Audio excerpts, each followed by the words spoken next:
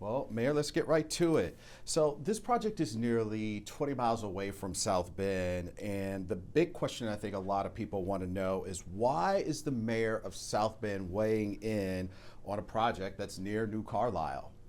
Well, our local economy doesn't doesn't see artificial boundaries of jurisdictions like cities, counties. Our economy locally is regional. And so we've had a tremendous amount of progress over the past couple decades working together as a region, the South Bend Elkhart region. And one of the key goals that we have in our region economic development plan is to raise per capita income. And so when you're able to bring in dollars and jobs that are going to pay above the per capita income here in St. Joseph County, that helps advance our goal and that helps advance our local economy. And of course, South Bend is the largest population center in our region. And so South Bend benefits tremendously off of our region's growth. All right, so obviously it doesn't just stop here at the city line as far as the economic benefits. Regionally, how do you see the benefits? How do you see the benefits?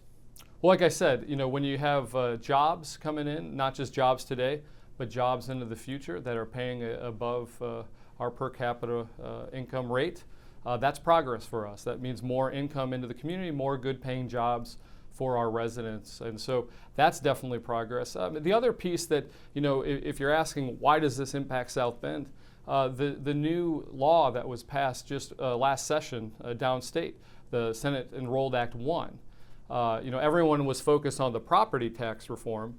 But really, the thing that we're most concerned about is the income tax reform that goes into effect in 2028. And so today, we have a county-wide local income tax of 1.75%. And so that's charged county-wide, and then that's distributed to the different jurisdictions based off of a number of different factors. Okay. Starting in 2028, that goes away completely. And then what happens is cities like South Bend and Mishawaka can raise up to 1.2%, not countywide, just within their city limits.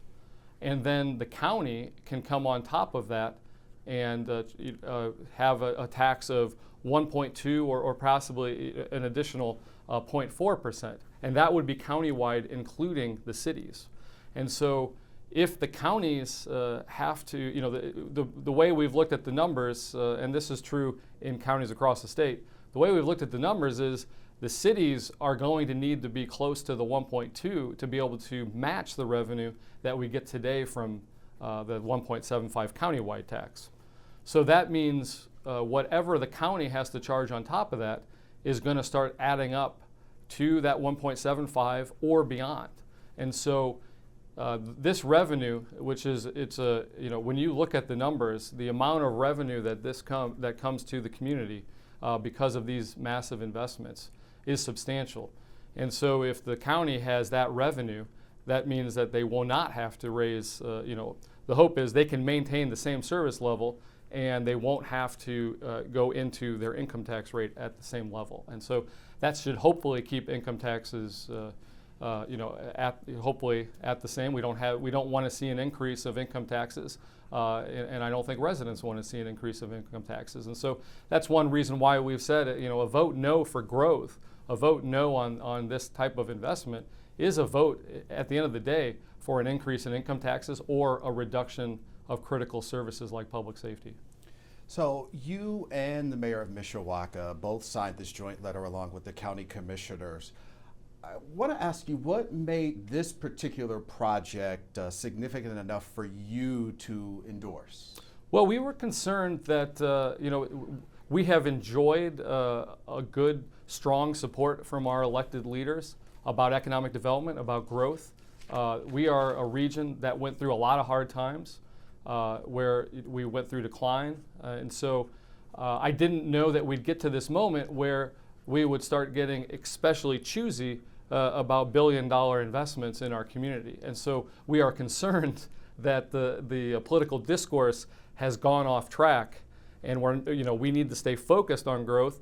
We need to stay focused on raising income levels and creating good-paying jobs for our residents. And so the discourse and the nature of the way this debate was unfolding led to a great deal of concern from the commissioner level. All three commissioners are in support, both Democrat and Republican, and they reached out and asked if Mayor Wood and I could help share this message that we can't take growth for granted and we need to move forward as a community.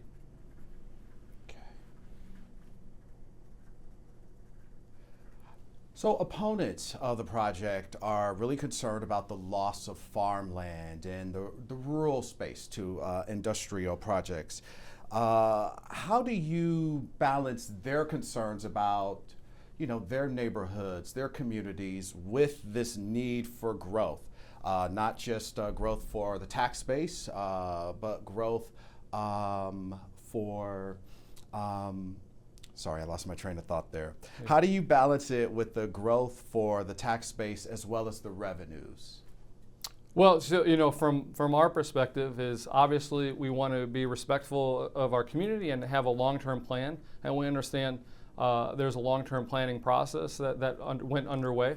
But at the same time, this economy is adapting, is going to change very rapidly. And this change to the economy is coming regardless of what we do here in St. Joseph County. This is a national and worldwide disruption on its way to our economy. And we need to set ourselves up for the future. We have to be part of that economy. We don't want to go back to the days that we were in when we were in decline, when we didn't see investment, when we didn't see jobs. We have to embrace the future, and we have to be ready to make tough decisions in order to set us up for success. So Monday's vote, obviously, it all will come down to that. Help me understand what will happen if this fails. Well, it would be if this were to fail next week, this would be a complete reversal of what we've been doing over the past decade or more, which is looking to raise our per capita income, looking to embrace growth, to attract new investment into our community. And it's taken essentially more than my lifetime for us to get to this moment to be a place where investment is coming. And so there have been, in my lifetime, a lot of booms and busts in the economy. And during most of those booms, the South Bend area was not the centerpiece of investment.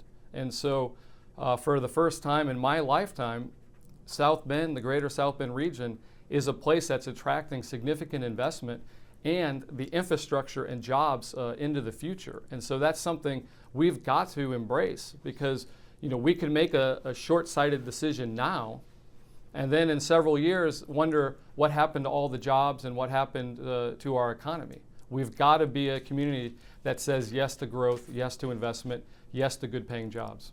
So what do you say to the people who might be a little hesitant or unsure about the project, or just totally against it?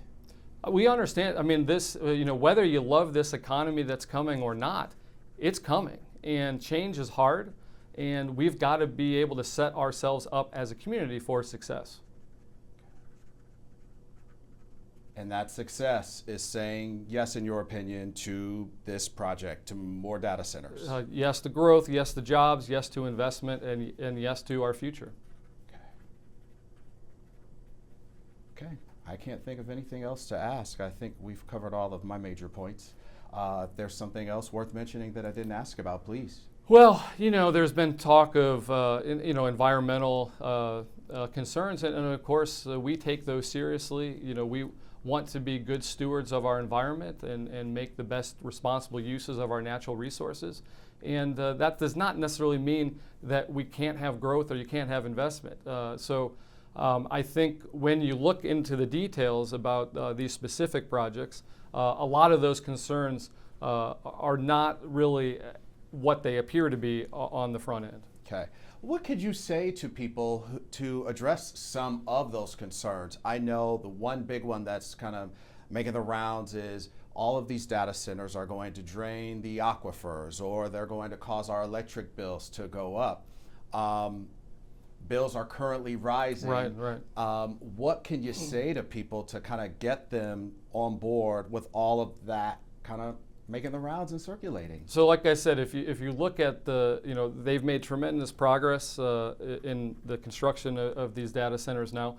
For example, the Microsoft one east of here is going to utilize a closed loop water system. So the amount of water that it's going to take away from our area is not as significant as some of the other types. So they're already getting more efficient on water consumption. And second, within the water consumption, any sort of industry, and we've had a long, proud history here in our region of being a manufacturing base. Manufacturing is resource intensive as well, oftentimes. And so that's not necessarily new to this industry. We're used to having those types of jobs and those types of uses. On the electric side, again, a lot of misinformation has been spread about the electricity rates. We are, from a regulatory standpoint, I don't want to get fully into electricity policy here, but from a regulatory standpoint, we are a cost of service state. And so the guiding principle is going to be those who generate the costs, or the cost to deliver that end use of energy, has to pay for the cost to generate them. And so that's something that we are looking very closely at and concerned about as well. Of course, there's the old saying from President Reagan, trust but verify. The system is set up so that these new users are going to have to pay for their the increases that they're incurring on the system. That's what the system says, but of course we want to be vigilant about this, and we've already joined other cities in the rate making process, which is the Indiana Utility Regulatory Commission. They haven't gone forth yet with some of these local impacts, but what's going to happen, and what we understand that we're getting a formal writing agreement, is that for sure these new users are going to have to pay for these costs. These won't be spread onto residents or residential rates. And so again, that's something that we're watching very closely. It's something, if for whatever reason we think they're not doing that, we will be prepared to fight for our residents and make sure that the costs are going to the new users. But the bottom line, a project like this, once in a lifetime, I think, is how it was described in the release that was sent in the South Bend Tribune into our newsroom.